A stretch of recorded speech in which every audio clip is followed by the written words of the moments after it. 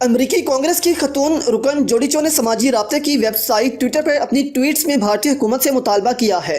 कि वो मकबूजा कश्मीर में जारी कर्फ्यू ख़त्म करे, ज़राए मुवासलात पर लगी पाबंदियों को हटाया जाए और नज़रबंद रहनुमाओं को फौरी तौर पर रिहा किया जाए। इस बारे में अपनी पहली ट्वीट में उन्होंने लिखा कि कश्मीर में 1 माह से ज़्यादा अरसे से मोबाइल फ़ोन और इंटरनेट तक रसाई मुनक़ता है और 1 माह से कई सियासी रहनुमा अब तक हिफाजती हिरासत में हैं। इसी तसलसल में उनकी दूसरी ट्वीट कुछ इस तरह थी: मैं दुनिया की सबसे बड़ी जमहूरियत हिंदुस्तान से मुतालबा करती हूँ कि वो अपनी इसी लीडरशिप का मुजाहिरा करे और मवासलात पर पाबंदियाँ ख़त्म करे और जम्मू कश्मीर में रहने वालों और हिंदुस्तान के दीगर शहरियों के मुसावी हकूक़ दे। जबकि इससे पहले कई आलमी रहनुमा भी भारत की इस हरकत पर तशवीश का इजहार कर चुके हैं, जबकि वज़ीर आज़म इमरान खान भी आलमी दुनिया को खबरदार कर चुके हैं कि अगर आलमी दुनिया ने इस पर तवज्जो ना दी तो 2 एटमी ताकतें आपस में लड़ सकती हैं, जिससे सिर्फ इन 2 मुल्कों का नहीं बल्कि पूरी दुनिया को ख़तरा होगा।